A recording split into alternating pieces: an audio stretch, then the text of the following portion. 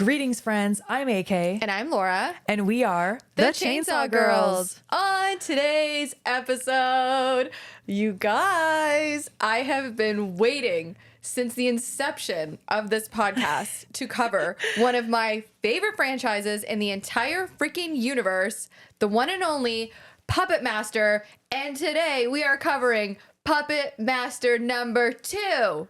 Yay! I am so excited.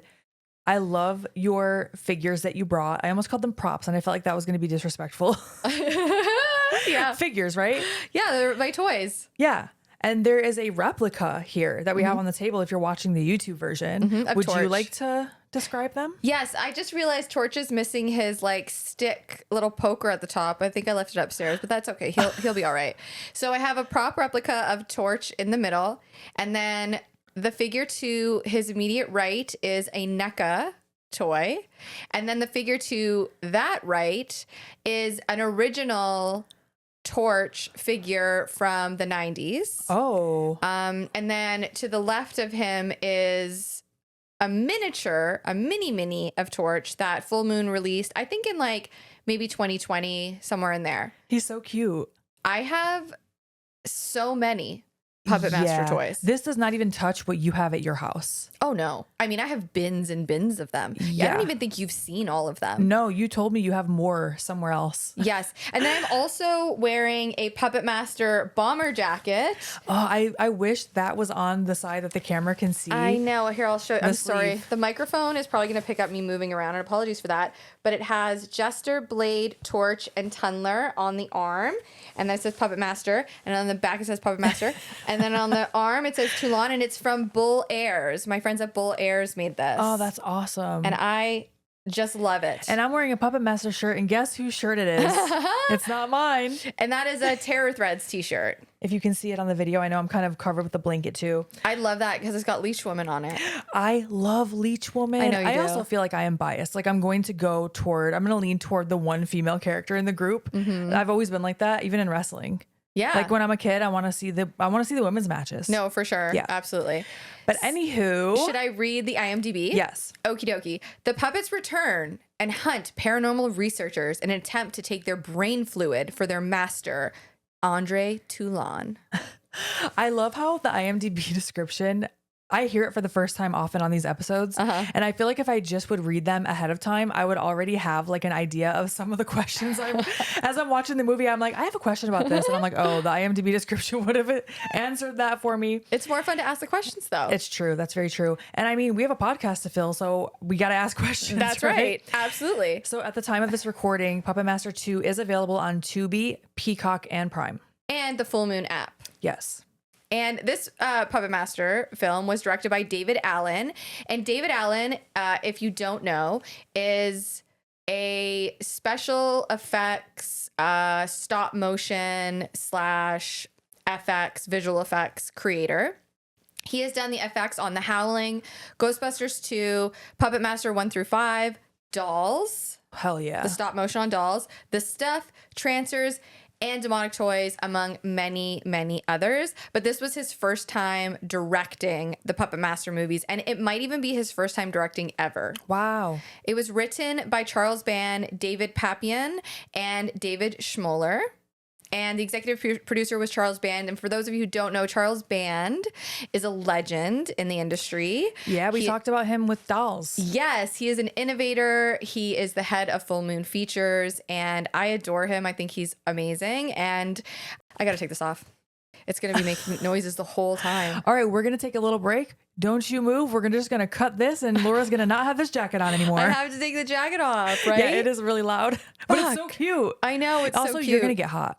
I got to take it off. All right, it's okay. A few moments later. So now here you can enjoy the back of the jacket. That is now going to be our little centerpiece. It was very loud. I apologize. I had to take it off. However, getting back to it, Charles Band, legend, love him. He runs Full Moon. He also was the head of Empire Pictures.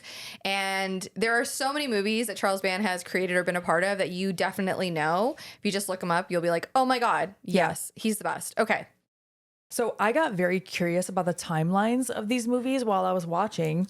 I've seen the Puppet Master movies as a kid. This is one of those movies that I know I've absolutely seen at my dad's apartment. He had the channels we weren't allowed to watch. I saw a lot of horror movies I wasn't supposed to watch when I was at my dad's.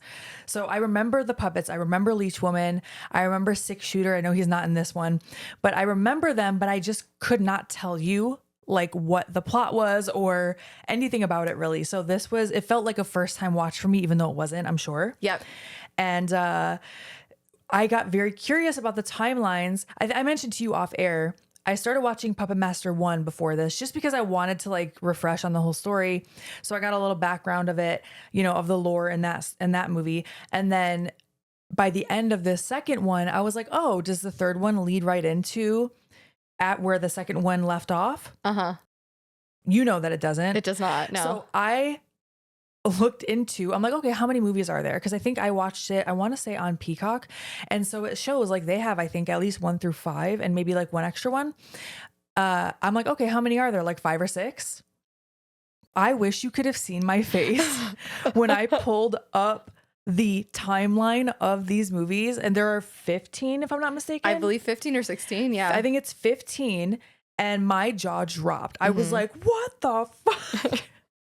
And so I actually I have pulled up in front of me, as some of you watching YouTube may have noticed, I've upgraded from my phone to my laptop because I had the entire timeline of these movies pulled up. So in the extended version of this episode, we're going to quiz Laura on her timeline knowledge, because not only are there 15 movies, but they don't air in order that the story is taking place. So they're kind of like, if you put them in order of... Yeah, there's prequels. Yes. There's prequels and sequels.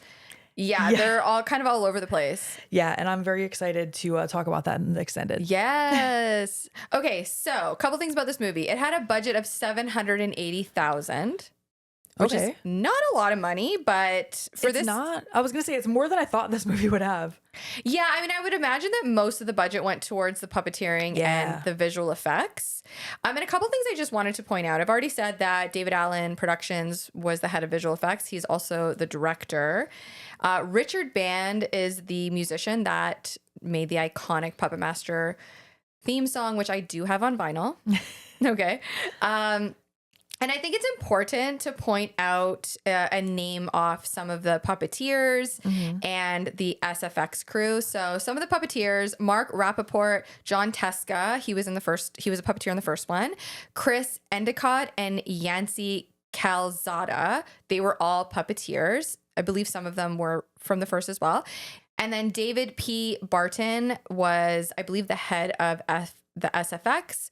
He did Face Off, Bram Stoker's Dracula, and a whole bunch of other movies. I believe he worked under KNB FX, which we covered in several other episodes of this podcast. But these are just like integral parts of the film, I think, especially because it is primarily about the puppets and the amount of work that goes into puppeteering and stop motion is, I don't know if people even realize how much work that is.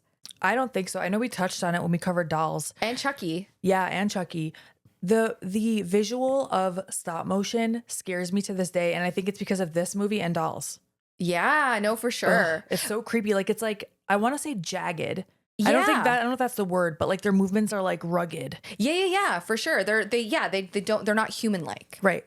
Yeah, and I will say, similar to you, I watched these movies when I was really, really young, and I rediscovered them as an adult and fell back in love with them, but I couldn't really remember a lot of them. Like, I remembered I loved the puppets. I remember when I was like 8 or 9, I called the back of the box because I watched, I think it was called Video Zone. It was like these little after credits, behind the scenes, little TV kind of spots, not TV spots. What am I trying to say? It was like a post-credit thing that Charles Band created where he would take you inside the next movie they were making and behind the scenes of it. Oh, that's cool. Yeah, it was pretty ahead of its time and very, very cool. But I remember specifically that Puppet Master had these molds, and you could essentially make a mold of the puppets and then paint them yourselves. Okay. And I wanted them so bad when I was a kid, and I remember I called the back of the box. These movies came out in, like, I think this one came out in 1991 or 1992. by this time it was like 1996 and I'm calling this like number that goes nowhere. And it's always kind of been my like white whale. And I've been searching for them ever since. Yeah. And if I know some granny has one in her attic somewhere. Who has a Puppet Master mold? That sounds like so much fun. I really like getting, this is not the exact same thing, but like the little wooden sculptures from like Michael's and painting them, things like that. Okay, so that sounds like puppets. That sounds like so much fun to me. I would do that. Yeah, and that's somebody has to know where they are. Someone has to know. I've spoken to Full Moon. I have a relationship with Full Moon, and I've spoken to them, and they don't even have them. Like they're very, very rare. But I did get the next best thing, which were the statues, and that's kind of how I got the ball rolling on my extensive Puppet Master collection. It started with like statues, and now I have. Well, it's a lot. Yeah. Anywho, I've gone on a side tangent. However, I just really love these movies. No, it's about Puppet Master. That doesn't even count as a side tangent. Okay, so should we go into the movie or any more fun facts first? I will tell you a whole bunch of stuff as the movie progresses. Hell yeah. And I also want to say that I got a lot of information from a Puppet Master book. Okay. And I'm going to make sure that I put it on Instagram so you guys can see it. And I will pull up the name of it and all of that at the end of the episode so that you guys can check it out. Hell yeah. All right. Are we ready to roll? We are ready to rock and roll. Let's do it. Okay, so this movie starts off with the puppets straight up in the cemetery. And they are digging up a grave. We see that Pinhead is pouring a liquid, which we'll find out is a serum. The serum. I kept calling it a liquid in my notes. Into the hole, and we see skeleton hands reach up, and they're all like, decrepit. And it's like the POV of the coffin. You just see the hands outreach. So they are resurrecting Toulon, their master, who, how do I put this? Took his life in the first one. He did. The Nazis were after him and they were coming for his serum, and he protected his puppets by hiding them, and he took his own life before the Nazis could capture and torture him. Pretty intense. Yes. We're also at Shady Oak Cemetery, and it is a thunderstorm. Yeah. Thunder and lightning. Yes. So then we cut to Carolyn, who is trying to open a door, and the key is not working. And she's telling her friends that are with her, Lance, Patrick, and Wanda, that this key isn't working. So they end up breaking into this place. Do you know where we are? We are at the house that was probably in the first one. We're at the Bodega Bay Hotel. Okay. And the only reason I know that is because it's in the first one, and the Bodega Bay is like iconic. Yes. And it was like they had to use like a miniature like version of it because I think it was like torn down. And I don't know if it was in this movie or the first one, but they had to use like a replica of it. Yeah. Yeah. I mentioned that I had watched the first one. I watched like the first 10 minutes of the first one. No, got you. So there is a lot from the first one that I was like, oh, I'm like, Laura will know. She knows every back story of everything. Do you know what I think was so funny? Like when they introduced the research team, like right on the van, it says paranormal research. Does it? I didn't even notice. Yeah. It's like, well, I'm going to tell you exactly who these people are right away, which is very helpful. Yeah. So they basically say they're here to find out if Alex Whitaker was nuts. So now I have a question about that. Yes. Do you know who Alex Whitaker is? Yeah, he was in the first one. And he didn't seem to be crazy in the first one. So I don't know why. Like the events of the first one didn't seem to drive him, quote unquote, mad. But I suppose there's some PTSD there because in this telling, I think he's in a psychiatric facility. Okay. And the events of the first one really kind of messed him up a bit. Got it. Okay. So they go inside, they're looking around, everything's covered in cobwebs, whatnot. So it's not really, it doesn't seem like anyone is living there. Wanda's already hearing things. She's getting creeped out. She's staring at the statue. It's like a bust. We talked about a bust in the Lisa Frankenstein episode. Yes. They're setting up a bunch of small monitors, and Carolyn is now like reading the lore of the house. And she talks about an eccentric old woman who built the place, and allegedly it has a bunch of old passageways. Some are really small. Then something breaks off in the distance, and it's that statue that Wanda was looking at. Yeah, and they've also, I don't know if you mentioned this, but they've set up like monitors, cameras, like paranormal study type stuff. Yeah. Yep. Did you mention that? I don't remember. I just mentioned the monitors, but yes, it's all like paranormal research type stuff. And it also is tied to Egyptian magic. The eccentric woman, that book specifically talks about it being tied to Egyptian magic. So now I wrote down Scarab Hill. Oh, I know why. I was like hoping you would tell me why I wrote I'm that. like, Why did what? I write down Scarab Hill? So there is we cut to an older woman named Camille. Yes. She's lost and she's asking for directions. So I think she's looking for Scarab Hill is why I wrote that down. Does that make sense? I think so. Yeah. Yes. Sorry. Oh, I yeah, feel and like I sound like an idiot. I'm like, does that make sense? No, you don't at all. You don't at all. So she goes to the house of, the whole time in my notes, I called them hicks. I don't know. Is that a terrible thing to say? I don't know. Like hillbillies? I guess it depends on who you ask. I'm Gosh, sure I don't know what the term is. they're Country folk? I would say they're hillbillies, yeah. I'm Yeah. half hillbilly. I can say that. Okay, great. So they are, but they're very, like the one guy is like fixing his electric fence and the woman is like so aggressive. Yeah, and it's not just an electric fence. It is electrified barbed wire. Yeah, it's very intense. Yeah. Mm-hmm. And the woman comes up, like you said, very, very aggressive. She's like, don't worry, that was for some critters that were chewing up our hogs. And you're like, whoa. You're like, whoa, all right. Also, I thought something was going to come of that later with like, it was actually the puppets coming in, but I don't think it is, right? No, I don't believe so. I don't think so. Okay. When it was barbed wire and not just an electric fence, I was like, what the hell is going However, on? they might be trying to just keep out like evil because the Bodega Bay is supposed to be built on like a spiritual active zone or whatever.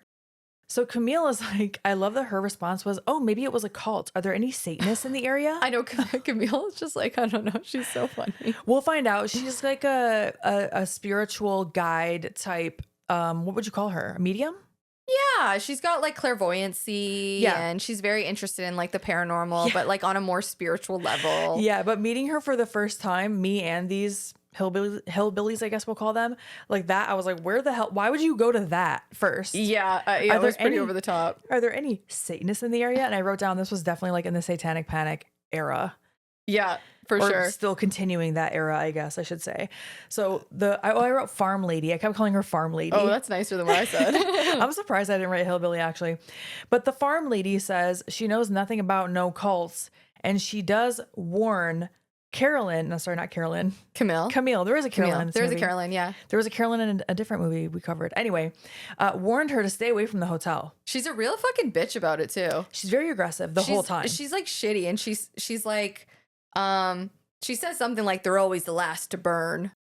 Yeah, you're like, a little bit of foreshadowing there. Yeah. Oh, it is. And she says Satan has a suite of rooms up there, and you're like, okay. She's like, very over the top, very theatrical. Mm-hmm. It's like you could have just said no. Drama queen. You could have just said, hey, it's dangerous. Be careful, girl. Yeah. Instead, it was just very aggressive. She sucks. Yeah, she does. She's a little one-dimensional. She was definitely. So Camille does find her way to the hotel. And this is where I wrote down, she seems like a little bit of a hippie, little spiritual leader type. The kids are definitely more like science-driven paranormal investigators. Definitely, yes. And Carolyn says that she brought Camille in hopes that she could tune into something a scientist wouldn't. Yeah, bring like a different perspective on things. Which respect. I thought so too, I think a lot of scientists probably don't feel that way. I like Carolyn a lot. Yeah, I like her. I think she's very like well-rounded.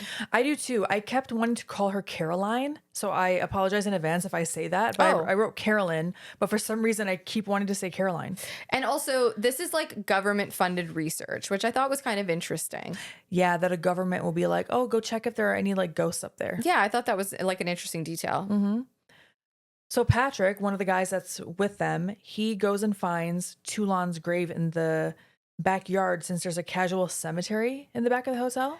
Yeah, so like don't forget, the woman that built the Bodega Bay built it on like an active spiritual sort of set. Oh, okay. Not set area. So it makes sense that there'd be like a cemetery there. Got it. She just threw her hotel or house right on top of it. Yeah. And built a whole bunch of like secret passages in it. Bad idea. I would love to live in a house with a bunch of secret passages. Not on top of a burial ground though. I don't know. No, not on top of the burial ground, because I think that is like so terrible. It's disrespectful. It's so disrespectful. But like next to it, sure. My high school like backed onto a cemetery. It was like a cemetery was right behind us. Was it haunted? I don't think so. Okay. I mean, I went to a Catholic school. Like maybe it was haunted. It had its own demons. All girl Catholic school, baby. So we learned that the previous owner died a horrible death, and they tell Camille that her brain was extracted through her nose. Right, which is like Egyptian, right? Like yeah. Like a mummy. Is that like right? Oh, I was thinking like lobotomy. Oh, lobotomy is a little different. Oh yeah, they just like chisel it, right? They don't take it out. No, yeah. Oh, just thinking about like your brain getting taken through your nose, that just freaked me the fuck out. But you're right, that is, I think, an Egyptian thing. I don't know I think maybe saying mummy is not correct. I don't know. Oh, really? I'm not sure. I don't know.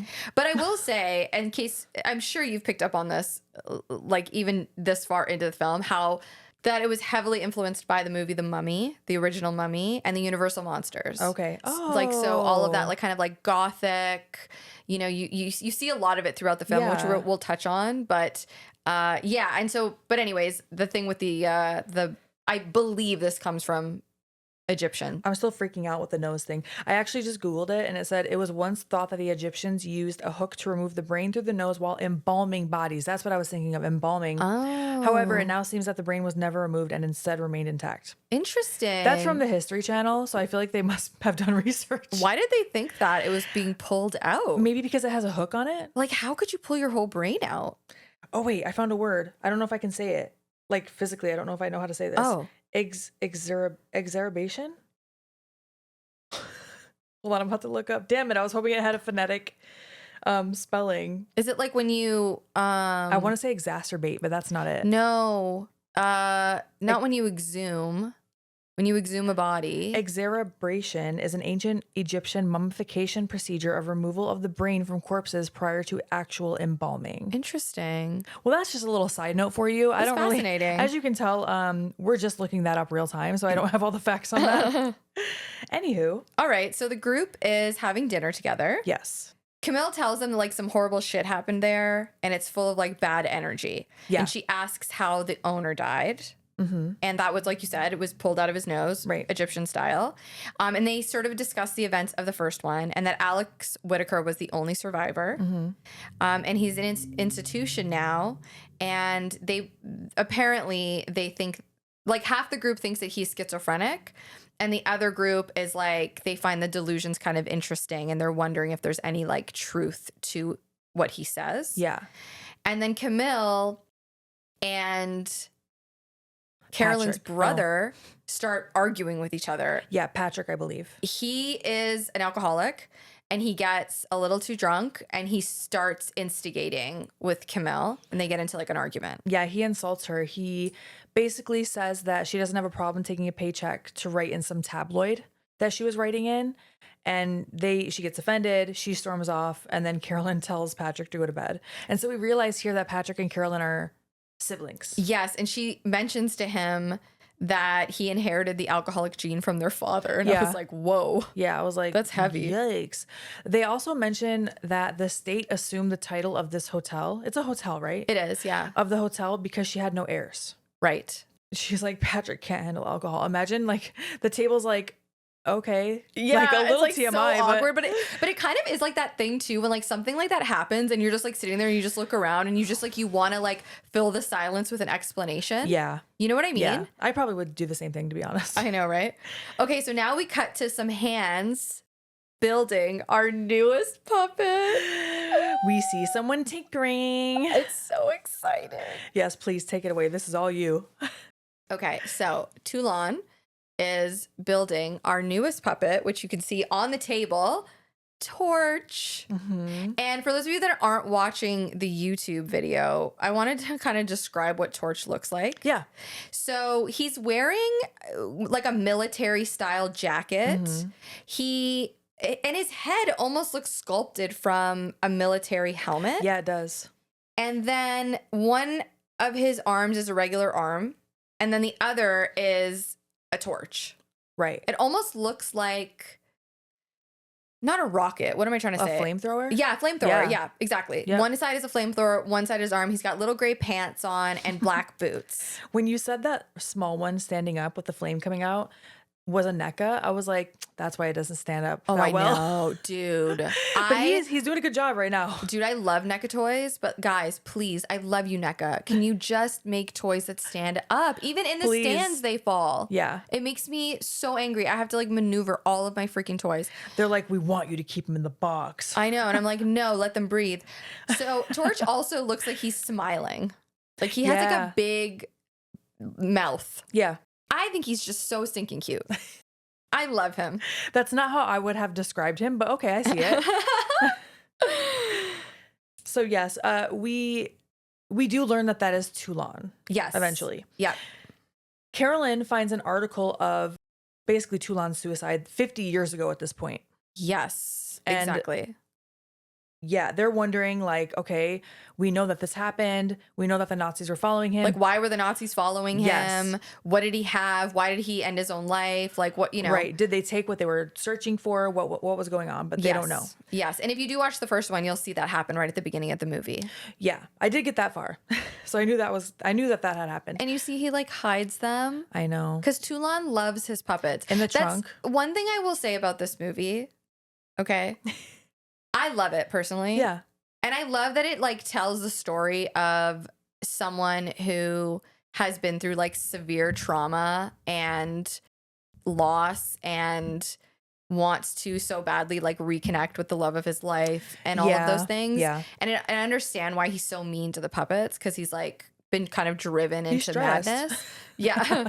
But I also hate that he's so mean to them in this, because the Toulon that like I love throughout the series, like he loves the puppets and he cares for the puppets. So to see the stark contrast between Toulon in the first one and then the second one, it just tells you like how traumatic, like dying and being resurrected, how it's just completely scrambled his brains. I would imagine it's a little stressful. It makes me sad though, because the puppets love him and he loves the puppets, and the puppets do the bidding of whoever is like their owner. Oh yeah. So he you know, they follow their leader, and so they do shitty things. So in the first one, he loves the puppets. Yeah. Okay. He hides them, and you only see it for a very short amount of time, but you can tell by the way that he handles them with care. But I know you mentioned to me off air also that in other movies he goes back to kind of being a baby face, like he loves the puppets. He does. So just in this one, for some reason, they were like, no, he's kind of shitty to the puppets. Yeah, because he's gone through so much. Right. And I think that's the point. Yeah. Honestly. And he is very much like the Mummy, the original The Mummy. Oh yeah, yeah. He definitely. We're about to see him in this movie. He's gonna pop up. He the Invisible Man. Exactly. That's what I wrote. He looks just like the Invisible Man, like head wrapped up, sunglasses on. Yeah, and the writer, it was a huge fan of The Mummy. It's like his favorite movie ever. So this was very intentional on his part to kind of give a retelling of that story. Okay. Oh, also. Oh my God. Okay, no, I'll tell you later, but I'm so excited for we get to this one part when I tell you an Easter egg. You're going to be like, what? Oh, I can't wait. Okay. So at this point, we hear a scream in the background, and Camille comes running down the stairs from her room. Do I keep calling her Camille? I don't know. I definitely was calling her Camille. It might just be, I thought that was just an accent thing. Oh, maybe. I might be calling her Camille because of the wrestler Camille that I think it's pronounced Camille. No, I think you're right. It's pronounced Camille. I'm just saying it weird. Oh my God. No, it's okay. Camille, tomato, tomato. True. Even though who the fuck says tomato? Well, I guess like never mind. Okay. Sorry, British people. Allison. Alison. I mean, actually, some people do say Alison. Okay, anyway. Oh yeah, Laura. People say Laura. Yeah. Okay, so my grandma used to say Laura. Oh, that's cute. Yeah. I'm just Allison. Okay, so Camille says that she saw two of the little demons, quote unquote. One had a knife, and they're in her room. So obviously, people are like, I don't know about that. Let's go up to your room and see what's going on. Like Lance, he was very ahead of his time. He had the camcorder out when he went up there. Oh yeah, he was like, I'm gonna document the shit out of this. Yeah, and which he should be, because they're doing a paranormal investigation. But it just reminded me like of somebody who would record for social media. Like, oh, what's going on? Yeah. No, for real. So what they see in the room are two little dolls. Like dollies. Yeah, like made out of cloth or something, like Raggedy Ann or something. And it's not Raggedy Ann, but something similar. And they're like, oh, that's what you saw. Yeah. And she's like, no, I know what I saw. It was not these dolls. Right. And if she said these little demons and they had a knife, I would not think like, oh, you must have seen these little dolls that are sitting on the windowsill that are like innocent. Yeah, I wouldn't think that either. I think it's though because they think Camille is like a hack.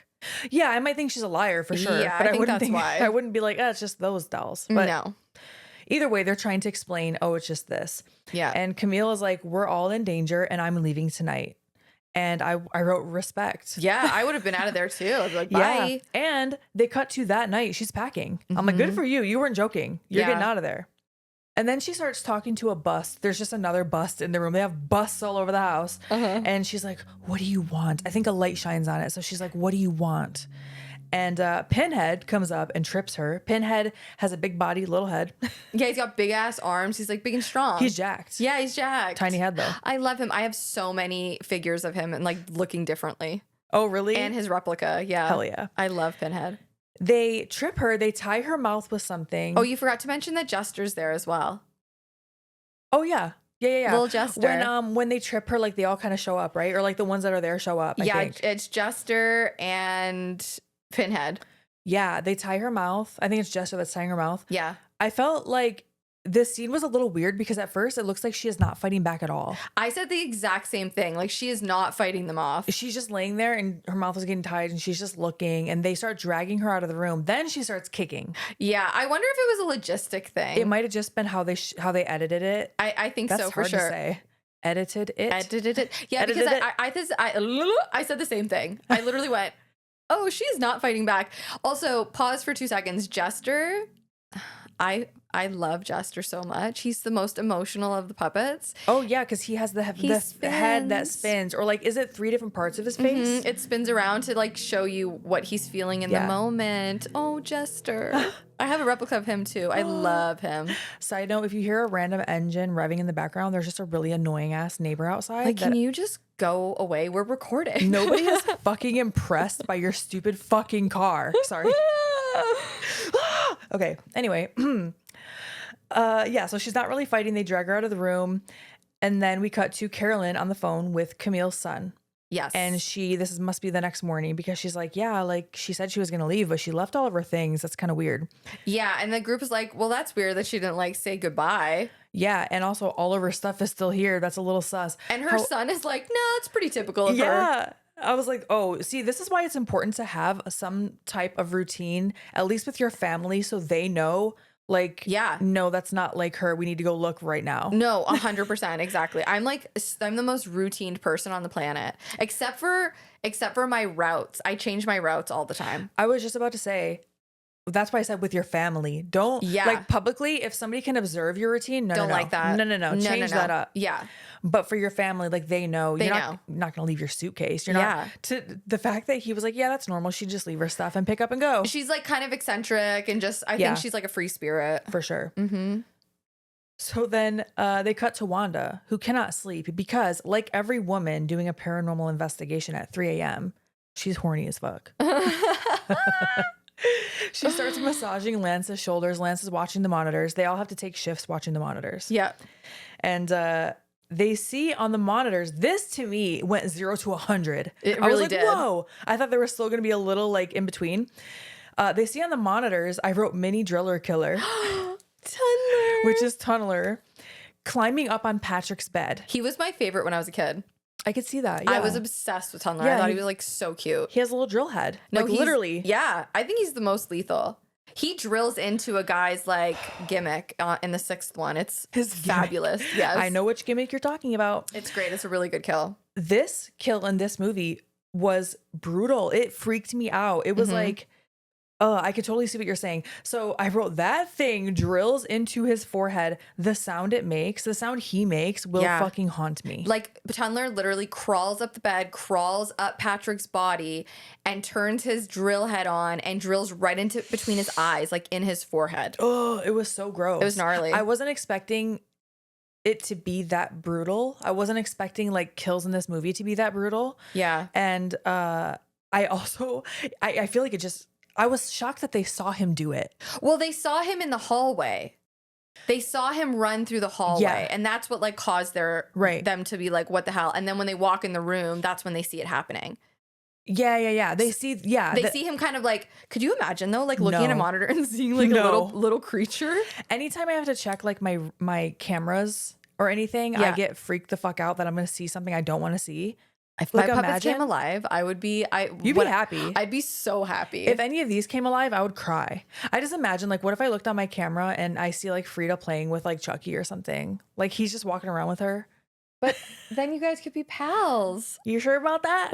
You sure about You that? sure about that? Yeah. So I was gonna say something else about Tunneler, and I forget what it was, but whatever. Isn't he the cutest? I just love him. He is very cute. He's very lethal, very brutal, very scary. Yeah. So that's what I wrote. Yes. So Lance, they come in, they go in the room. Lance and Wanda run in the room. And they like grab Tunneler and they fucking chuck him. Lance fucking yeets that little fucker against the wall. Yeah. And smashes him with a lamp. And all I could think of was Laura's probably real sad about that. No, it's so sad. I know it's even sadder when they dissect him. Yeah. So they want to do like a little autopsy on him. They do. Yeah. It's so funny because like me watching this, I'm watching it as if, well, I think this is how it's supposed to be, but I know you don't feel this way, that the puppets are the bad guys. I know. And I'm like, no, they're the best. You're like, no, don't smash him with that giant floor lamp.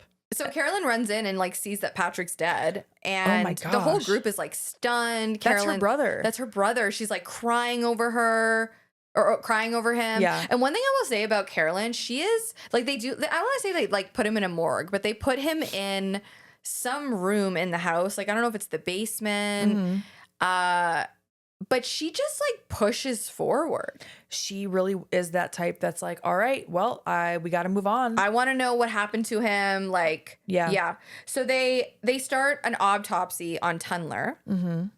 And they do note that there is some type of fluid running through his body. Right. And it can't be possible. They're all very confused. They don't understand how he could be alive. Mm-hmm. And as this is all happening, here comes Toulon. In walks the invisible man looking ass Toulon with Like his sunglasses on. Fully the Invisible Man. Yeah. Like, what a homage. Yeah. He says that he's Eric Channy, I want to Yeah, say. Chani. Yeah. Yeah. Mm-hmm. And he tells him he didn't expect them to be Right. there. He's basically like, who the fuck are you guys? Like, I live here. And he they're has like a thick accent. yeah, he does. Mm-hmm. And he's like, I resided here for decades. This hotel was left to me. And Carolyn's like, I don't know about that. Like, She's like, I didn't see any records with your name on it. right. And he's like trying to like, he kayfabes with her a little bit. And he's like, just telling her like that she's wrong. It's his place. And she tells him again, like, I don't see any records of that. She thought the hotel was deserted. And he said he's been in Bucharest. Is that how you say it? Bucharest? Bucharest? I think he pronounced it a little differently, but I think he was saying Bucharest. Yeah, to like basically like fix himself. Yeah. Which is why he's like covered in all the bandages. Yeah. And I think she does ask him for proof. Like, okay, you need to like show us that you live here, you own it. Yes, exactly. And then he's like, yeah, whatever, you guys can stay. But my one rule is that you must respect my personal quarters. Yeah, like don't come to my wing. He's like the Beast from Beauty and the Beast. Like don't go to the West Wing. Which immediately I'm like, oh, I want to know what's in your personal quarters because that's really sus. No, immediately. But also that's really fucked up to be like, this man is letting me stay here, but I want to go dig around his personal shit. I know.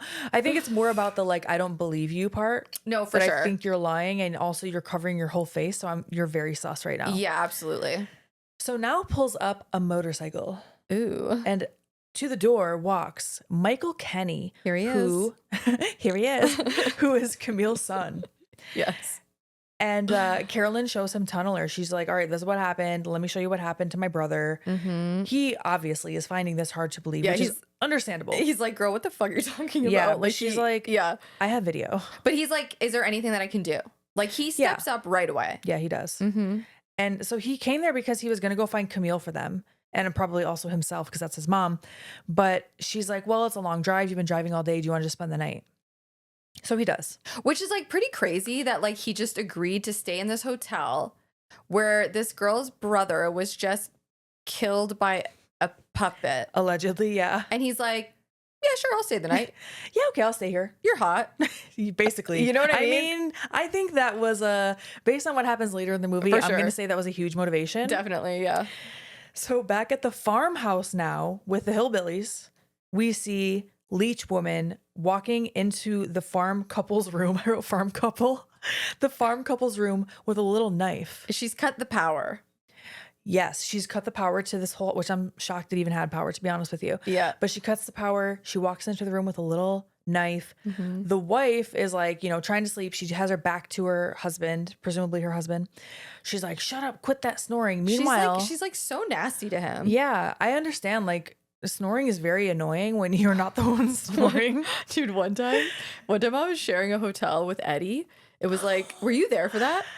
I don't remember. I can't remember what show we were doing or what, but it was like a whole bunch of us in a hotel room and Eddie was there and Eddie started snoring and I woke up in the middle of the night and I was like, Eddie, shut the fuck up. And I like threw like a pillow at him or something. It was like to this day, like we still talk about it. It was so fucking funny. Gosh. No, I wasn't there. I wasn't in that room. No. Oh shit. I can't remember who was in the room, but That oh is my God. so funny. It was so, and he was like, what? He like jumped up. It was so funny. I still can't believe I did that. Like, but it was like, you know, when you're like you're Oh like my half gosh. asleep and you're just like, fuck. And you probably had to be up early the next day. For sure. You probably had a 6 a.m. flight. You were getting 2 hours of sleep. Yeah, and dude. you weren't even going to get those 2 hours because someone is snoring. He jumped up so fast. Oh my gosh. Like yeah, just like he dropped down, like a drop down leapfrog. Like he's like, boom. He starts doing a spot and then his sleep. I have definitely shared a room plenty of times over the years with like random wrestlers. You never know what you're going to get. That's a scary thing. That's why you always try to room Never with- again. I mean, you always want to room with your friends for obvious reasons. Yeah. But especially because you don't know what you're going to get. Dude, never again. No, after rooming with people who snored so loud that like there was one time I had to put headphones on. Oh, I've done it. And play music Me too. loud. Me too. I put a podcast on and it was like screaming in my ear. Yeah, and somehow that's better than snoring, but it is. It is. I don't know why. The cadence of snoring, it sends a jolt through my whole body. It makes me so angry. Yeah, especially when you know you're yes. Dude. And especially when it's like not even rhythmic. Yeah. If it's like very sporadic, the noises are all different. So it's not like you can just kind of get used to that. Like you said, the cadence of it. It's so awful. I'll room with you though. Every time we've roomed, it's Yeah. been totally fine. Like there's a whole bunch of people. There's like a little circle of people that I'm like, okay, I know I could room with this person. Oh yeah, for Yeah. sure. But farm lady here, no, she's pissed. She's like, "Will you shut up? Quit that snoring." Meanwhile, the man is gurgling. Oh yeah. Because he's being killed. Yeah, he's getting like little pieces of his brain pulled out. Yes. So before I realized what was happening, when I'm writing my notes real time, I'm like, Leech Woman has cut out a piece of his head. And it was very dark too, so I rewound it to see. I'm like, is it his forehead? Like, what is she doing? But yes, cutting out pieces of his brain, which we will learn that the puppets are all trying to get like brain matter for Toulon. Yes, to make the serum. Right. Mm-hmm.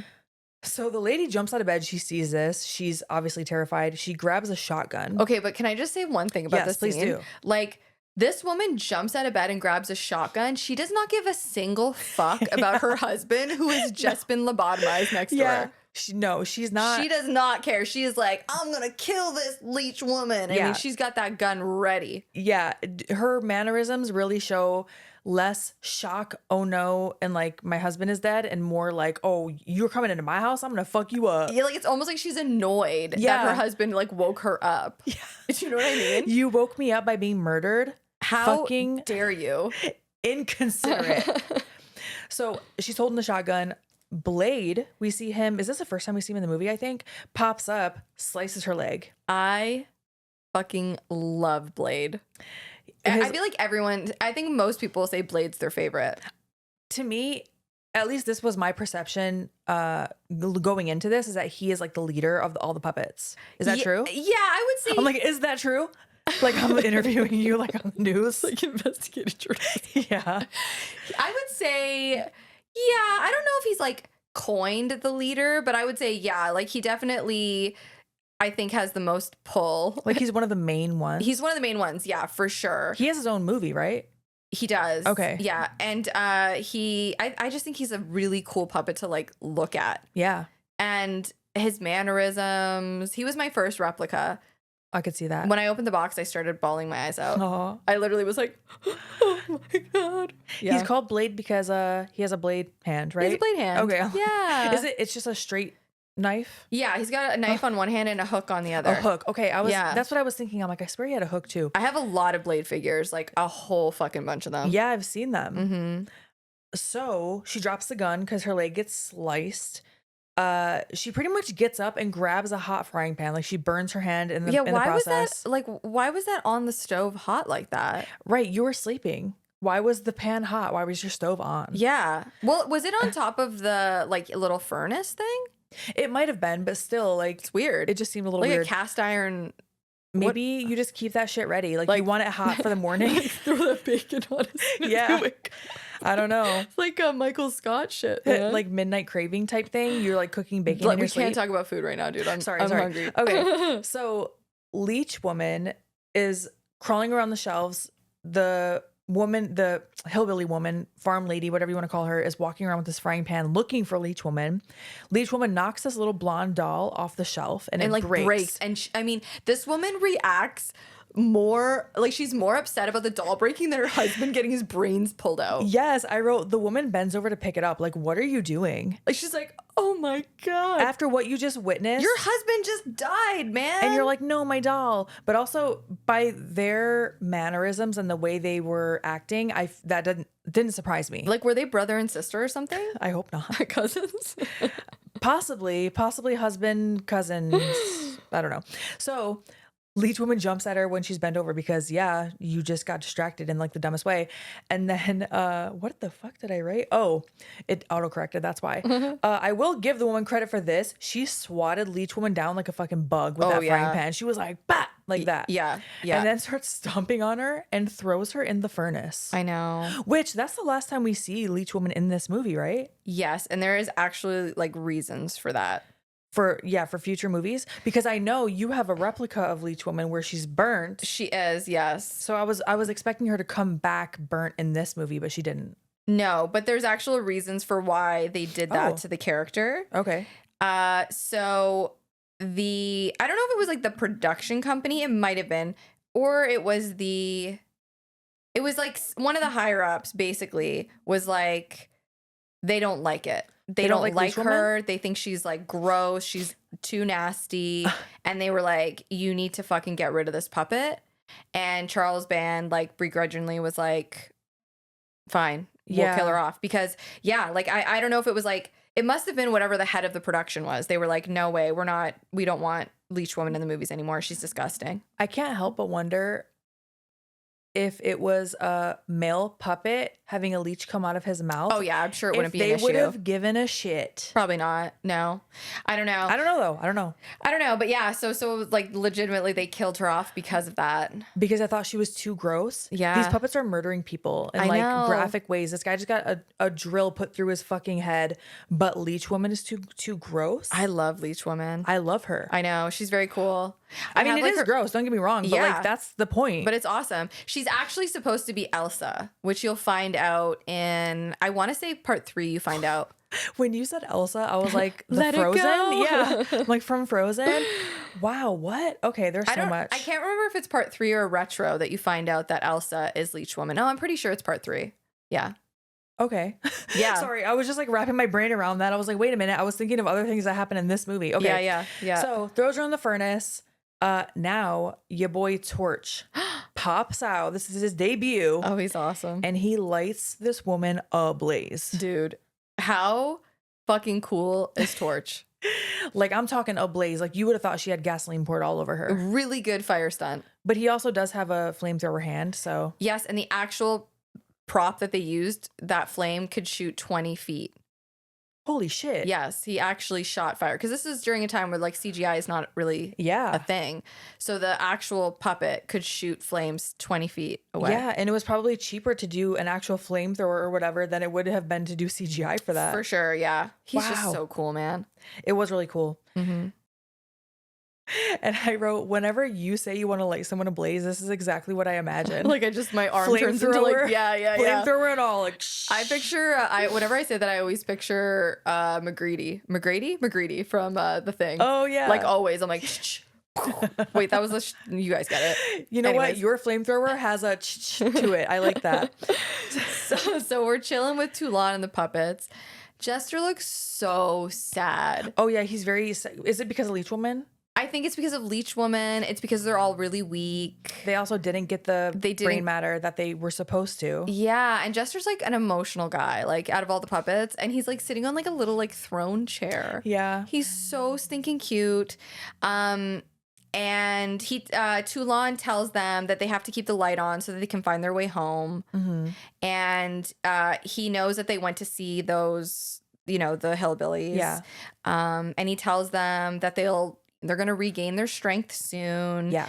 And he's basically just bullshitting them. Yeah, and he's also pissed because the brain matter that they did bring back is charred. Yes, and Torch is not happy about that. I don't know if you caught that, but like there's like a little bit of a when they show Torch and Blade, like Torch looks like, okay, motherfucker. Like, don't tell me how to do my job. Like, you asked me to go get you some brain matter. You didn't tell me that I couldn't use my one weapon to get it. Right, and he literally tells Torch, like, you got to do a better job with your whatever you have going on. Yeah, and like Torch is like, okay.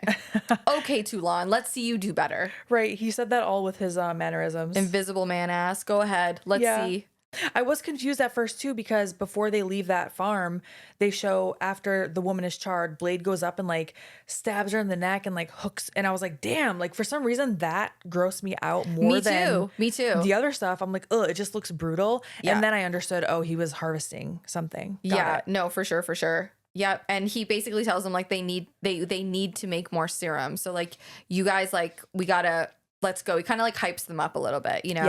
Yeah. Oh, I just feel so sad for Jester. And then he puts them back in the trunk. So just for like clarification's sake, Mephisto is the character in this one, like the puppet, and his head, this is not stated in the movies. Right. But his head, it can be inferred that his head was given to Blade as symbolism. Because what I was going to say earlier, like when I was just describing that, and I guess I could just say it, whatever. Yeah. You learn in part 3 that Blade's head is modeled after a Nazi agent, Major Cross, who is pure evil.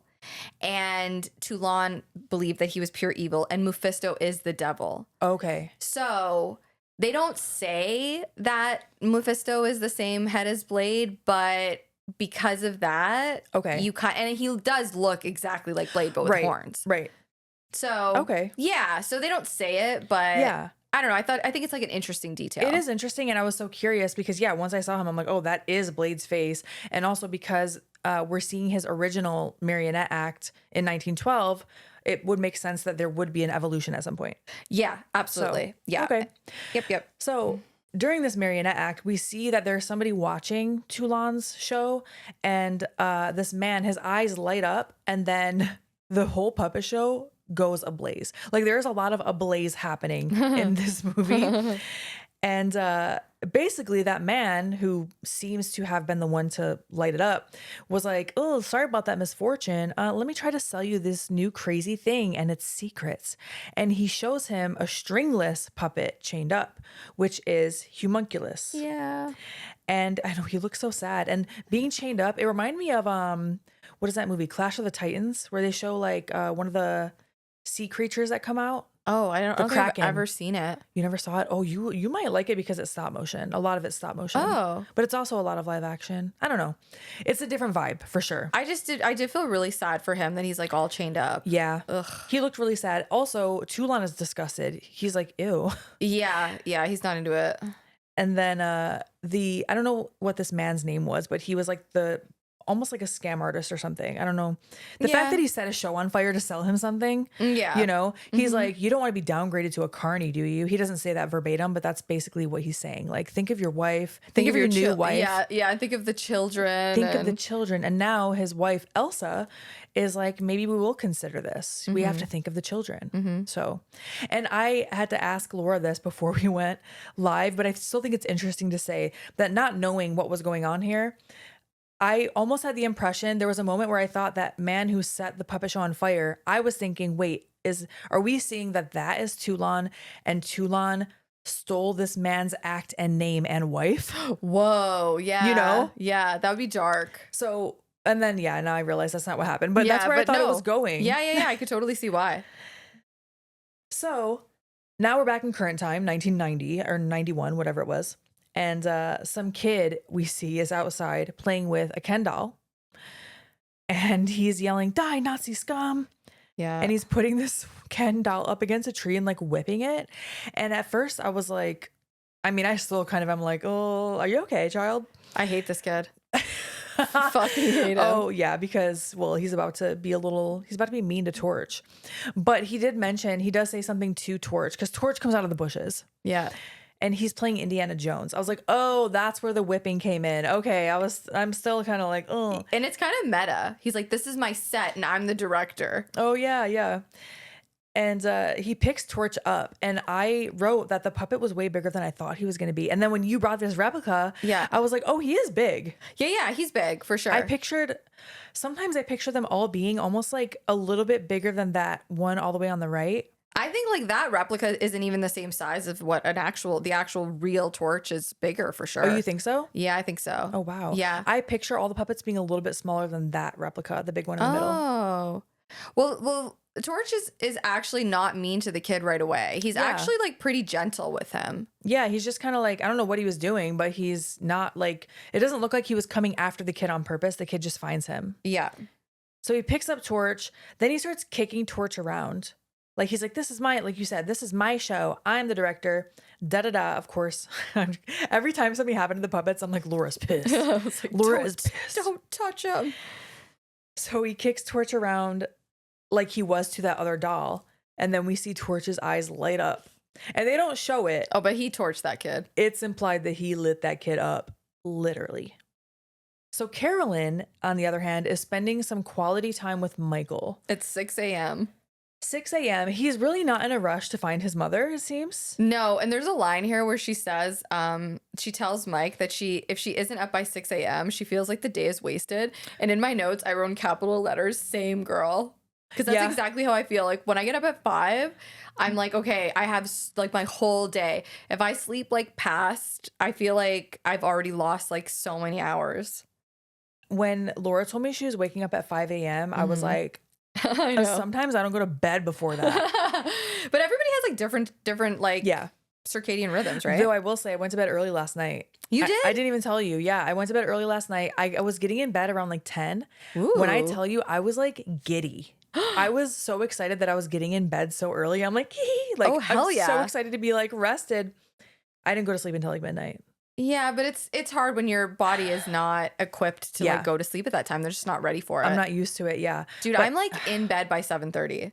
That and sounds amazing. just chilling. Like I'll watch something or like, you know. So that's what I need to do. I need to start winding down earlier.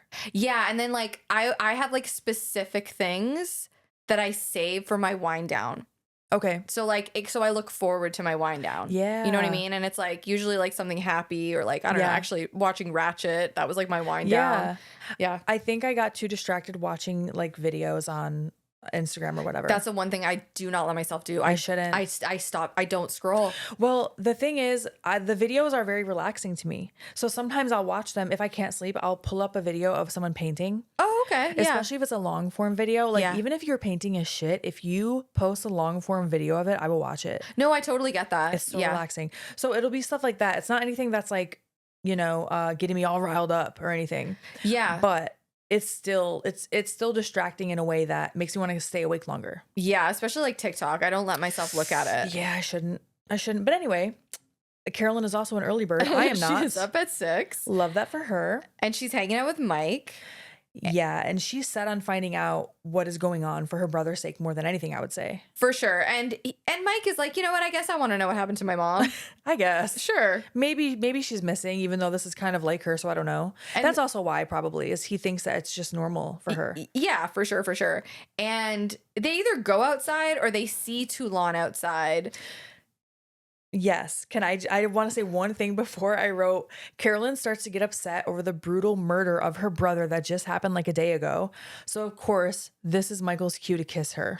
Dude, I totally forgot to write that in my notes, but when it happened, I was like, we talk about this all the time. This is now one of the outdated tropes in movies that gets under my fucking skin. Listen, my brother just died. No, I don't want your big, nasty, chapped lips on my face. Chapped lips, not the chapped lips. But like I will say she seems into it. So for sure, she's digging Mike. Absolutely. But like, why is a woman crying in older movies? Why was that a thing where it's like this woman is going to cry? She's going to be very upset and emotionally vulnerable. Let me stick my tongue in her mouth. This is my time to shine. Honestly, why? It actually infuriates me every single time it happens, or like something like really sad happens, and then the guy will just come on to her and she's like, yeah, let's fuck. Yeah. Just like, what? And you know what? Some people, maybe to each their own, maybe listen, they're into it. I'm not judging you. But I'm just saying majority. When you said you're not going to wipe my tears away with your dick, I still think about that to this day. It's true, What dude. episode was that? Because I want to tell people which one to watch and I can't think of it. It had to have been like Hell Night or maybe like Night of the Demons 2. I don't know. One of the, it's a clip on Instagram somewhere. Yeah, but dude, it's true, man. Oh, it's so annoying. But and it's like movies did it so much back in the day. So much. And honestly, like I don't really think that carries over into real life. No. But like also I have been with a dude and it's like, oh, the vibe is off, dude. Like this is not the time. And I do think that people probably do take that as a moment for them to make a move because they see, oh, this person's sad, I want to comfort them, and they just link it to like a sexual nature because they're touching. And for some people, the only time that they think they should be touching someone or be touched is when it's in a sexual nature. True. That is a really good point. No, just give me like a big old hug. Well, actually, don't fucking hug me. But like just But if you want to be hugged and you know what I mean? Or like, yeah, I don't know. But she was into it, I guess. This, you know, listen, Carolyn, get it, girl, I guess. Get it. Whatever you're into, do it. Yeah. So Toulon is like chilling outside. Mm-hmm. And it's like this weird interaction where Carolyn's like, oh, Toulon, this is my friend Mike. Yeah. And they kind of like, and he won't shake Mike's hand.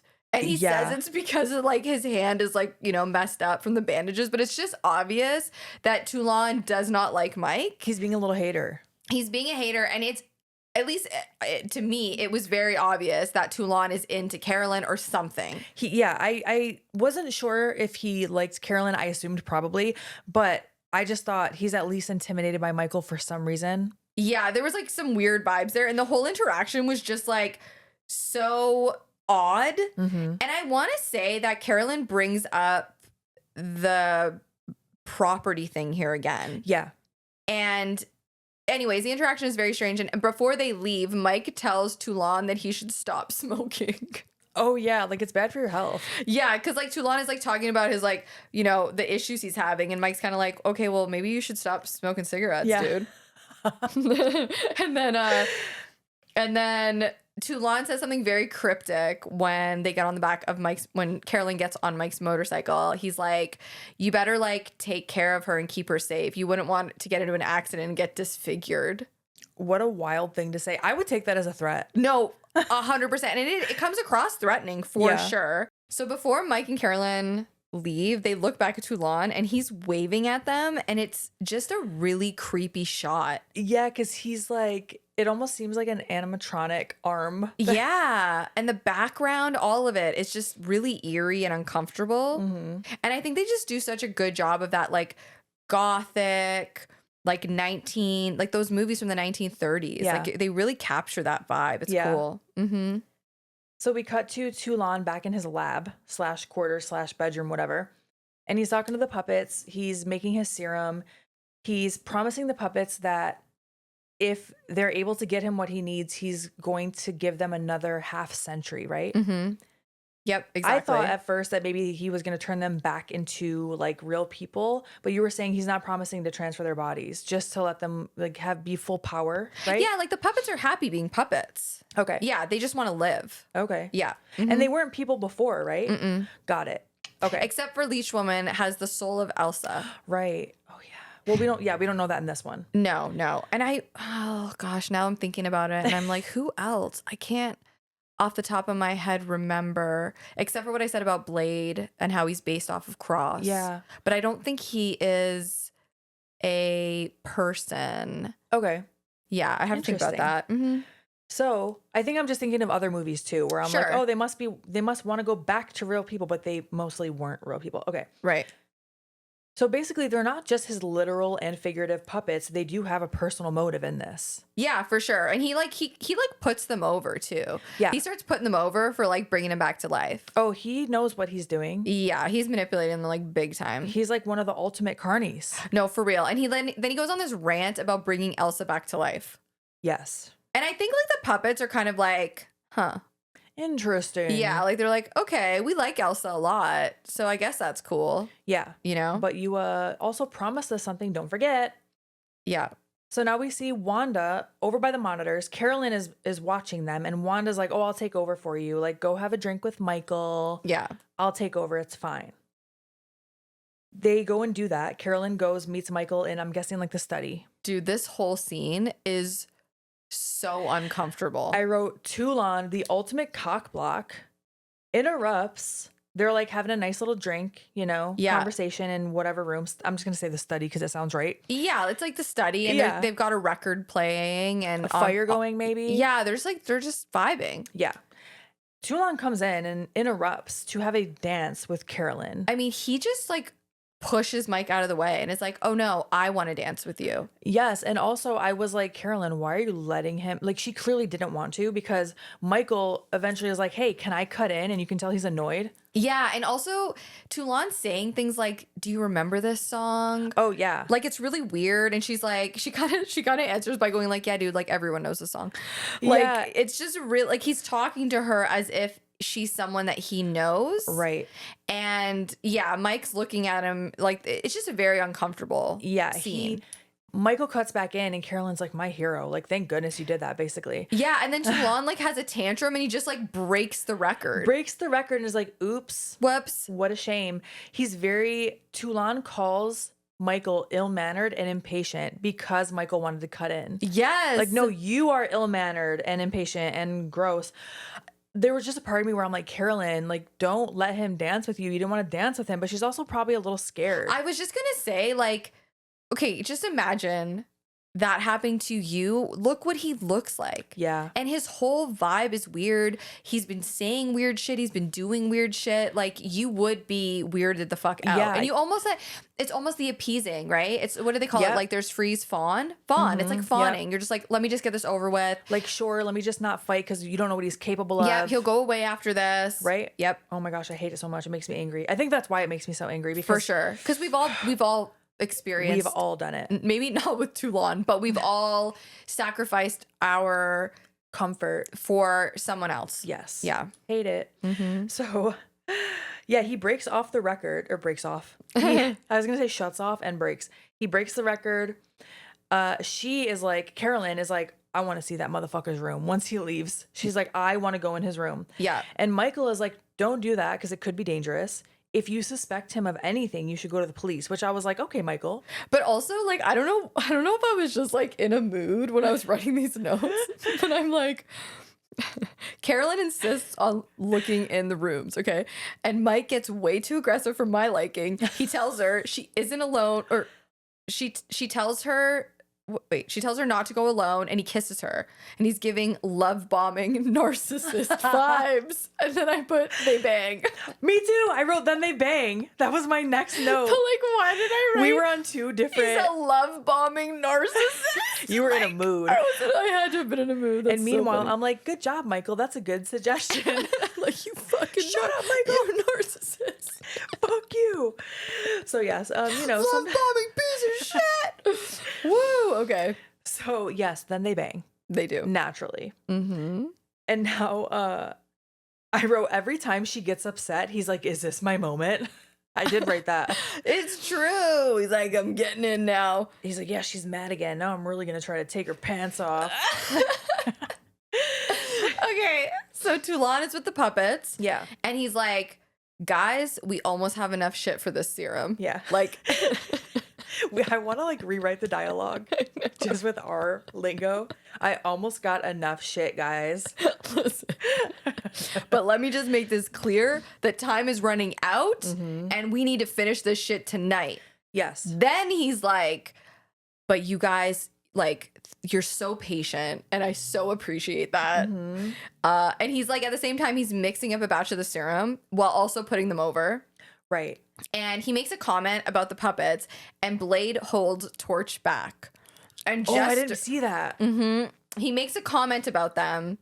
And I don't know if it's like, I can't recall exactly what the line is, but Blade holds Torch back and Jester looks shocked. Okay. And Toulon tells them, okay, just go burn up Mike. Like, just go take care of it, Torch. Like, Yeah, kill he's Mike. like, he's a nuisance. You got to take care of him. Yeah, but he does. I can't recall exactly what he does, what he says. Yeah. But it's enough for the puppets to all just be like, what? Yeah. One thing he does say is he mentions never taking the easy way with animals or the already rotting dead. Okay, yes, because he finds out later that they used animal brains in the serum. Yeah, he's like, we never take the easy way. But I wrote, okay, so you're telling me you don't have to be murdering people? That there's a possibility that you could have just taken this from already dead corpses or like an animal or something?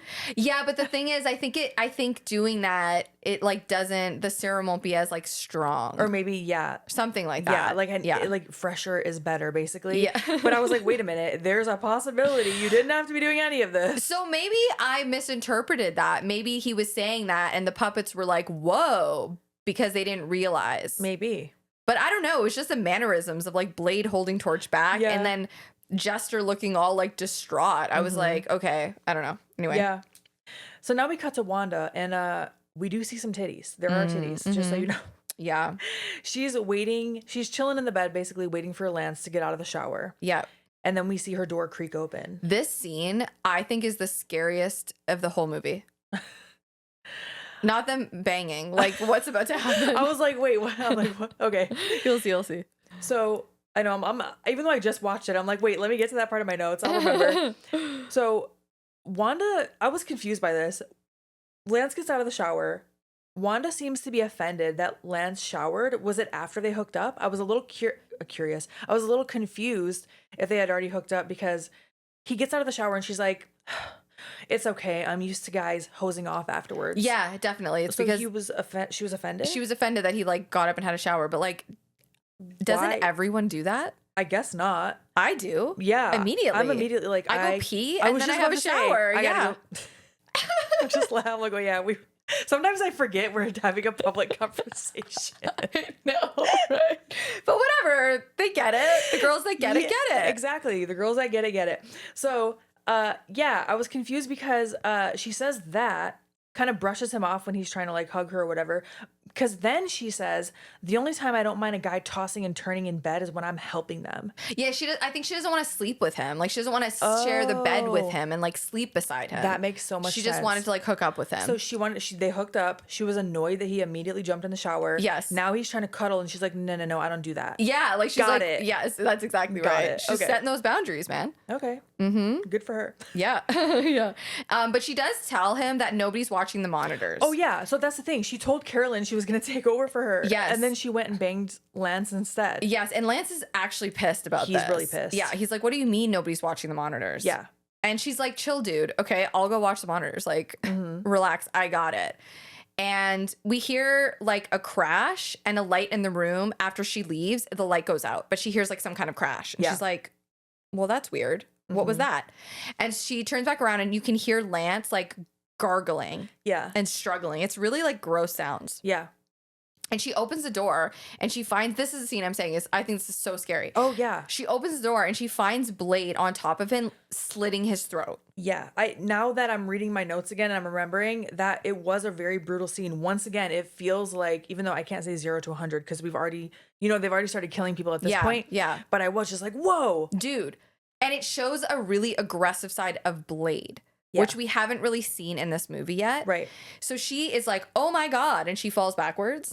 And Blade comes running at her. And they do this very cool POV. Why are you laughing? I'm laughing at the POV. But continue.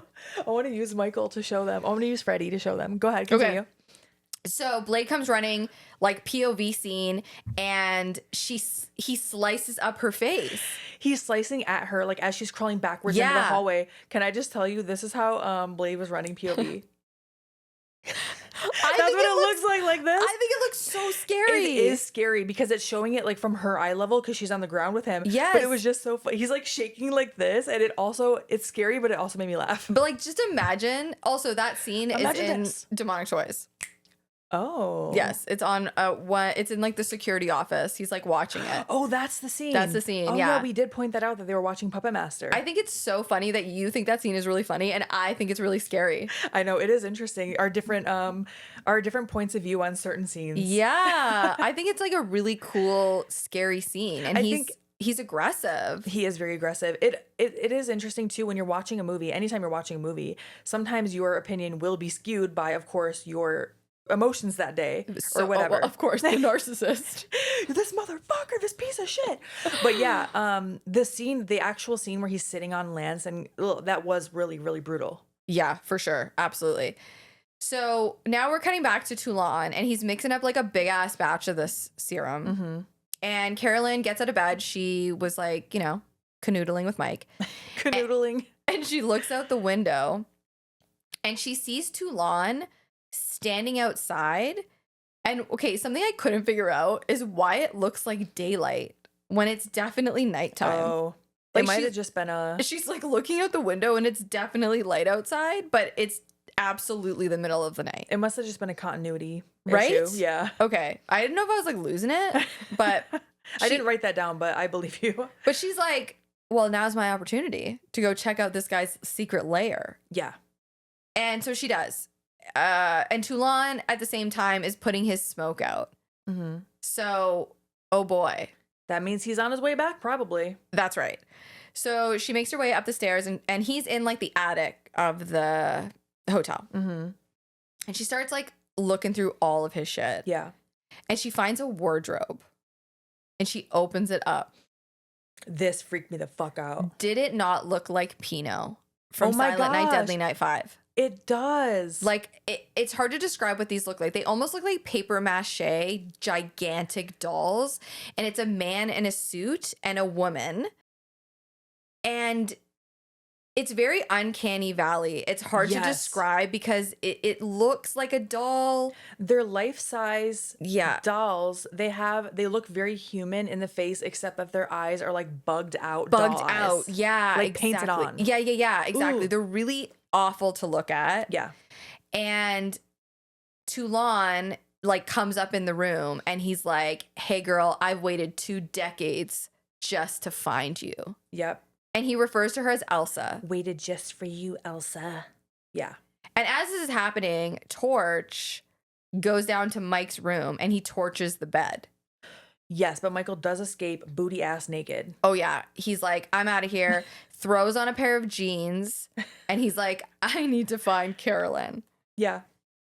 So now we also do see, because it's going to kind of cut back and forth, we do see that the life-size dolls are dressed up as a bride and groom. Yes, exactly. And Carolyn is now tied to a chair. Mm-hmm. And Toulon now tells her all about who he is, what his real name is. He's convinced that she's Elsa, his wife that passed away. Yeah, and he says it's more than chance that brought you here. Right. And at one point he's like, you know what? You look kind of cold. Let me go get your shawl that you got in Cairo, remember? This? And he like wraps her Yeah. in this like big shawl thing. He also implies that they either took it from or bought it from, it was like used to actually wrap a mummy. Yes. Like a real mummy. So I'm like, did you steal it from a mummy? Yeah, it's like very unclear what exactly he means by that, but there's definitely some lore there. Yeah, something that feels sus. And Mike is like running through the hotel and he almost runs into Torch, but he grabs a fire extinguisher and what would you say? Is spray it? What do you First he smashes him with it, right? Or is that after? Oh wait, I wrote he fire extinguishes Torch. I used it as a verb. Yeah, no, that makes more sense. He sprays it. And then he throws it at Torch and Torch like eats shit. Yeah. Okay, and then he takes off looking for Carolyn. Well, first, Pinhead swings off the chandelier and punches him. Like, yeah. Swings, boom, punches him, knocks Michael down, gets on top of him, starts choking him, and then Michael flings him off. Yes. Yeah. Exactly. That did make me laugh because swinging off the chandelier to punch someone like a giant Superman punch. Yes. And Toulon tells her, because they're cutting back and forth, Toulon tells her he's been chilling in his grave because of the promise that he made to her. Yeah. He's like, this is what I look like now, babe. And he takes his bandages off. The reveal of Toulon's face, like, okay, the creepy dolls the kills and Toulon's face in this movie, I feel like are at the top of the list of my favorite parts of the movie because his face is so creepy. It also kind of reminded me of something you would see on Are You Afraid of the Dark, but like more extreme. Okay, my description of him in my notes was he looks like a melted Jason mixed with Smeagol from Lord of the Rings. Yes. Like he's got this sort of like a squished face. Like a squished, melted looking face. Like it's decayed, but it's decayed in a way that just looks like melted. Yeah, and his eyes are closed, right? Like they're like like he's missing his eyeballs. Ugh. So yeah. Ugh. Yeah. And then we're like, yeah. we come back to Mike and Blade jumps on him and he's like attacking him. Yeah. Jester shows up in like the little, what is that thing called? Is it called a dumbwaiter? A dumbwaiter, yeah. Dumbwaiter? I thought I wrote laundry chute, but I could be wrong. I don't know what it is, but it's like a little mini. It was like an H2O. It's in a hole. It's a hole in the wall. But yeah, they had a dumbwaiter in that movie for sure. That's what I'm picturing this as. It's like a little tiny elevator, and Camille's. I keep calling her Camille. Camille's dead body is in the dumbwaiter. Yes, his mother, Michael's mother. Yes, Michael's mother. And Mike takes Blade and he throws him into the elevator with Jester, and the elevator goes down. Yeah, I think I must have like typed or something while that was happening. So when I looked up, I thought he flung him down a laundry chute. But either way, yeah, he threw him into that hole. Yeah, and they whatever. The two puppets are like gone. Yeah. And then Toulon tells Carolyn that the puppets knew like how to bring him back and they're using the last of the serum to like sacrifice themselves in the process. And he tells her that in what actually happened to Elsa, that Nazis killed her and that the puppets like need him. Yeah. Essentially. And he tells her that the puppets are growing weaker and he says like that seeing her has made all of the suffering like worth it to him. Yeah.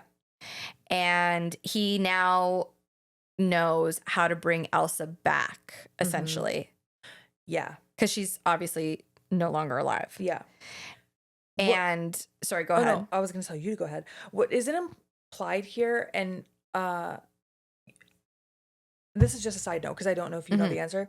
Is it implied here that he changed his mind about like, oh, once I saw you, I knew, I don't know if that's in my notes or if I read it somewhere, that once he saw Carolyn, he changed his plan for the serum? Yeah, definitely. Oh, okay. Yeah, definitely. As soon as he saw Carolyn, I mean, it might be said later. I don't know. I do think because he has the giant dolls, I think he had an idea of like definitely resurrecting Elsa.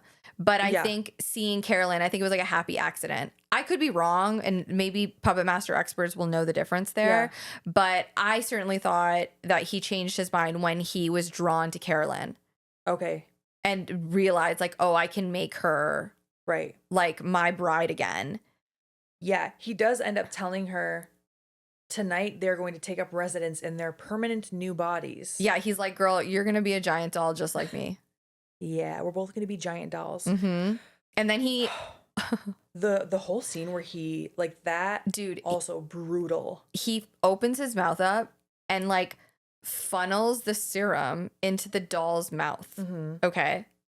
And he starts, like, summoning something. Like... He says a chant. And then he drinks the serum, the fluid. He drinks from a bedazzled goblet. Yeah, it's got to be bedazzled, man. Yeah. And then Toulon slits his own throat. Over the funnel, which is like now going down into the doll. Yeah. Oh my gosh. I thought it was so cool looking. Like, I know it's fucked up to say that it's cool looking, but it was I was like a fascinating concept where I was like, oh my gosh, this is brutal. Yeah. Like visually, it was like it was like gnarly. It was gross. Yeah. Especially him, like there's something about slitting your own throat that, oh my God, it makes me like, ugh. Yeah. And so then the doll comes to life. Yeah, the doll comes to life. The zombie body falls to the ground. The skin starts melting off of his face. I wrote, that whole part was fucking metal. No, for real. And he's like, see, girl, this shit's a piece of cake. Yeah, no problem with my bugged out doll eyes. Look at me. And then he like starts choking. He also looks like he has big white chiclet teeth on top, looking like he got a fresh set of bad veneers. Oh my God, no, that is such an accurate description. He starts to flip out on the puppets. And he's like, you idiots you used animal brains.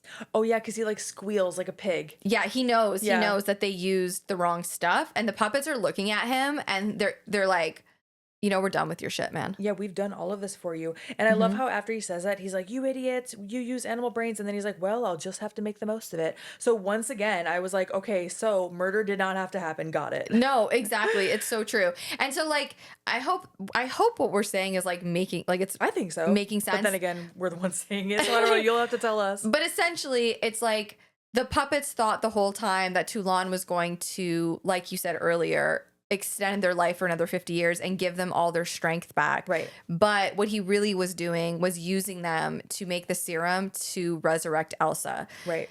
And then, like you said, I don't know at what point he decided to do that. If he'd been hunting for an Elsa as soon as he came back from the grave. Yeah. I'm not really Yeah. sure on that. But it's very clear that he is not in his right frame of mind.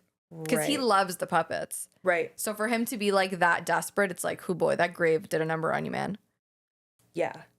And so I think also he might have said something here where, because I wrote it in my notes, so I hope that he said it, that he tells Carolyn basically he was going to use the last of the liquid on the puppets until he saw her.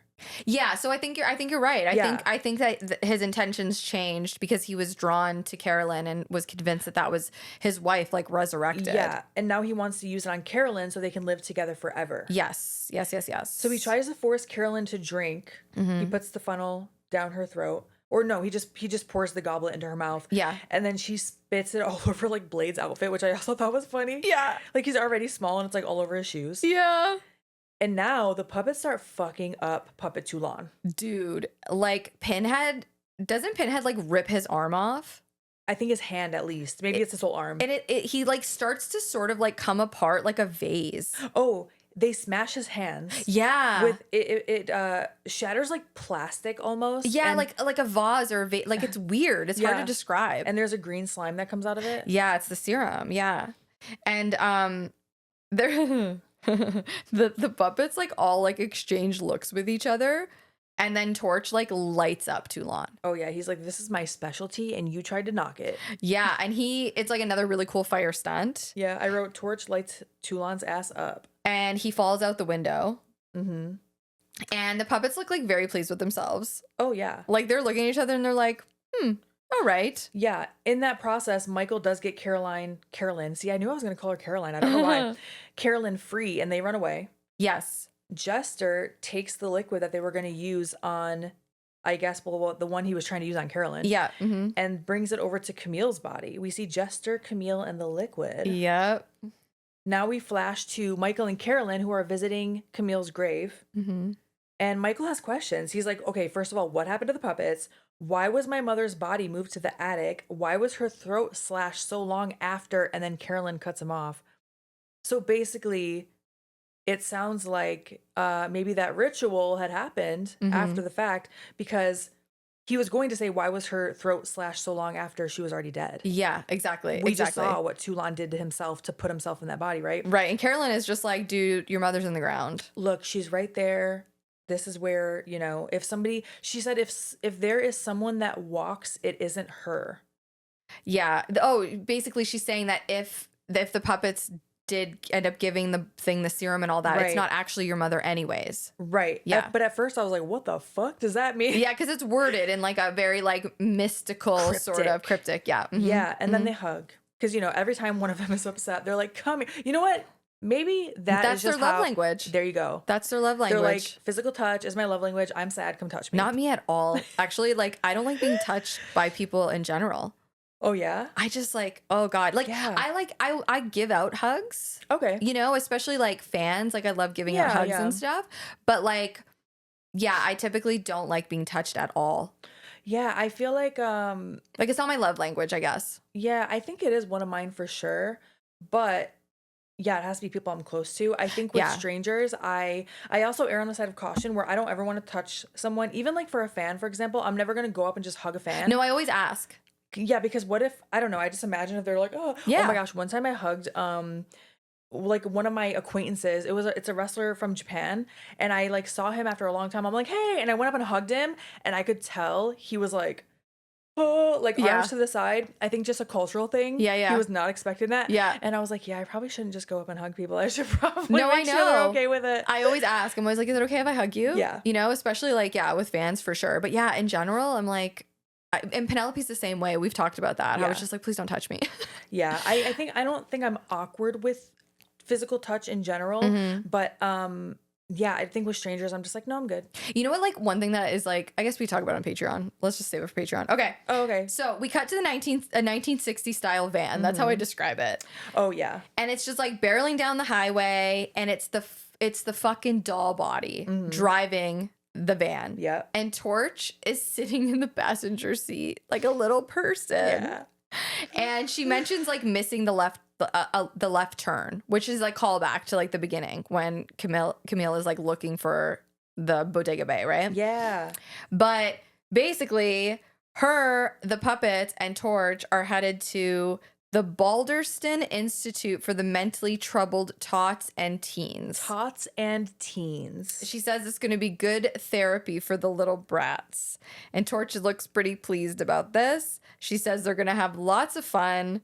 And she goes on to say that no one's going to believe that these puppets are real. No one's going to believe them because, you know, these children. They're institutionalized delinquents. Yes, exactly. Yeah, I wrote another trope of the 80s movies. They loved a mental institution. Oh, they loved it. Loved dude. it. It's so true. Yep. I also wrote that she's dressed like Mr. Dress-Up's trunk exploded. Oh my God, Mr. Dress Up. It's so true. Is that Canadian? Yes. Okay, I don't know why I know it. It must just be from knowing Canadians. Yeah, probably. And you probably got the channel, maybe. I might have, but Yeah. he's compared to Mr. Rogers a lot, right? Yeah, they knew each other. Okay. Yeah. I don't know if we talked about this before. We did. We did for sure. Okay. Yeah. And do you remember the name of the trunk? Tickle Trunk. The tickle trunk. Yeah. Excuse me? I beg your finest fucking pardon. The tickle trunk? You're right. She does look like she was digging around that tickle trunk.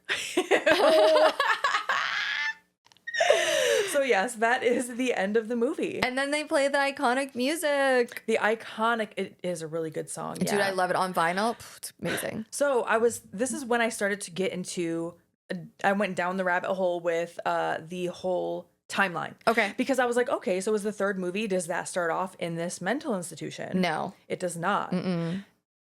Is it a prequel? Yes. Oh, okay. It is a prequel. It's a prequel. Mhm. And because Toulon is in that one. Mhm.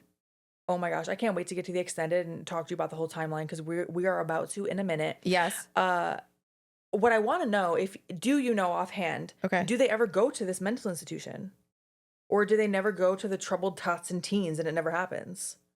So I don't think so. I haven't seen the Access trilogy. Okay. And I haven't seen Iron Blade or Iron Cross, the Blade movie. But you've still seen like 10 of them. Oh, yeah. And you don't remember like the tots and teens. I don't remember that. So I imagine they didn't go. I don't think or it's not that they didn't go. I think it's that they just didn't continue that. They didn't show that part. Because I don't recall that at all. Interesting. Yeah. So there's always room for another sequel. They could go to the institution with Camille The latest one was Dr. Death. that you were in. I was in. Yes, I was in Dr. Death. I cannot wait to watch it. Yeah, we should cover it on the podcast at some point. I'm so down. Okay, so you want to hear some like tidbits about the movie? Please. All right. So you can see Mr. Punch in the background on a shelf in Toulon's hotel room. Oh, I love that. I did not see it. Yeah, I didn't catch it the first time. Yeah. But I thought that was like pretty cool. Yeah. I think I mentioned earlier that David Allen, he was also the head of visual effects for the films, and he worked on a ton of movies, including Puppet Master 1 through 5, which I think is like very freaking cool. Yeah. Tendler's autopsy body was reused for Blade's body in Puppet Master 5, Ooh. which I think is kind of cool. The computer used by the research team is an Amiga 2000. Okay. So I think I said this also a few times during this episode, but the movie was heavily influenced by the Universal monster films of the 1930s and 40s. The puppets, for example, digging up the grave, Toulon looking like the Invisible Man, Toulon believing Caroline is Elsa, which is very similar to the original Mummy movie. And that is David Papian's favorite movie. Okay. So I think that was pretty cool. Yeah. He says, and I quote, "It was heavily influenced by the Carl Freund, I can't pronounce his name, Mummy from 1932. I did that on purpose. I love that film so much." I think is really cool. And then the inspiration for Toulon's decaying face and body. And I believe this special effects, his last name is Barton, David Barton. So David Bart is quoted as saying that Toulon was to have been buried in the soil for ages. So I referred to a photo of a corpse called the Boer Fen Man. He was part of a group of bodies discovered in Denmark that were drowned in a bog centuries ago. That was the inspiration for Toulon's decaying face. How do you spell that? The Boer? Borre. And then the second word is Fen and then man. I'm scared, but I'm Googling it as you're talking. I love that. Toulon's reveal is also influenced by the original The Phantom of the Opera, which I think is very cool. Oh, that is really cool. Mm-hmm. Have you seen the picture of this? No, let's see it. Is it nasty? Yeah. But have you ever seen a bog body? No. Do I want to see it? I mean, it's just like... Okay, let's see. Yeah, it's pretty gnarly. Yeah. Ooh, jeez. We'll post it on Instagram if you want to see it.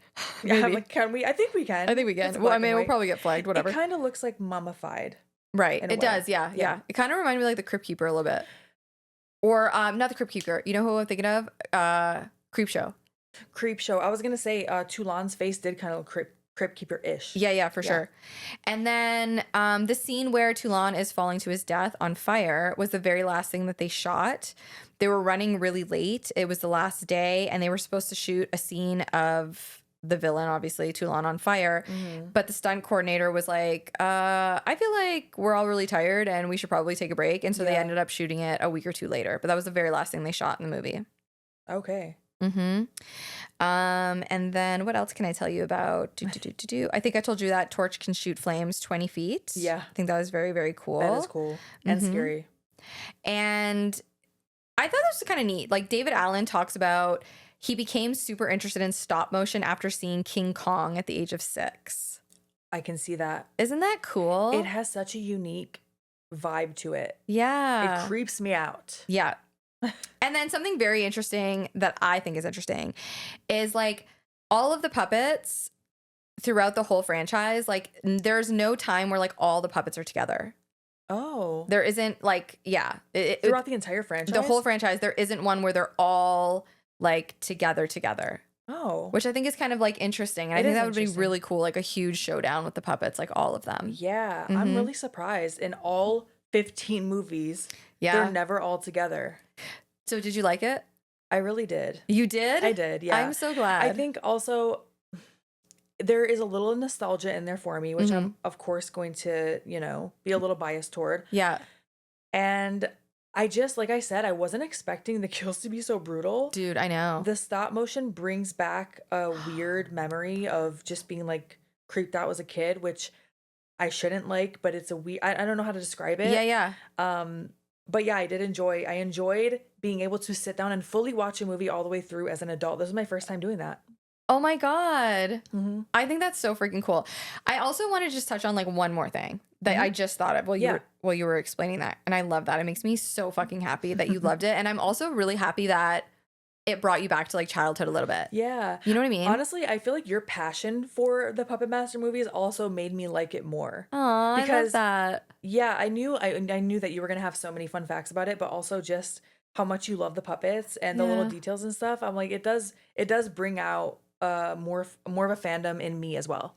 It's the nostalgia, I think, for me. Like, it definitely like reminds me of being a kid and being at my dad's house and watching these movies. Yeah. I don't know. I love them. I love them so much. So some of the information that I got for this episode was from Puppet Master Complete, A Franchise History, and it was by Nate Bremer.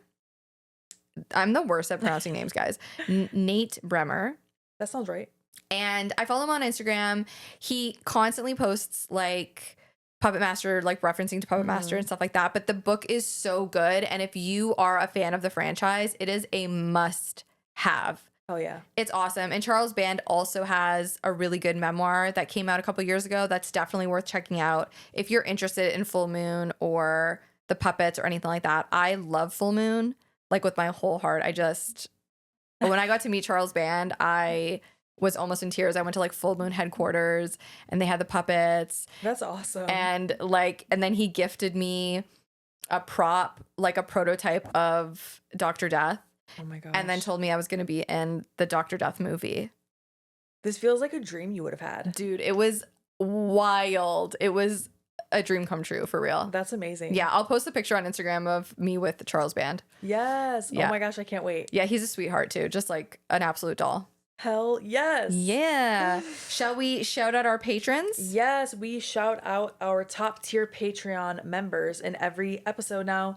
So definitely check out our Patreon if you haven't already. Thank you so much for your support on Patreon at all levels and your support listening to this podcast or watching, whichever method you're doing.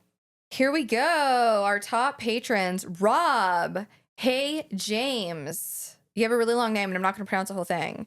Heather Drain. Franchise Driller, aka Ryan. We got Allie Tells. We got Josh Newman, Millie C, Adrian Galaviz, Chris Diego, Alexis Thomas, Adam Lalani.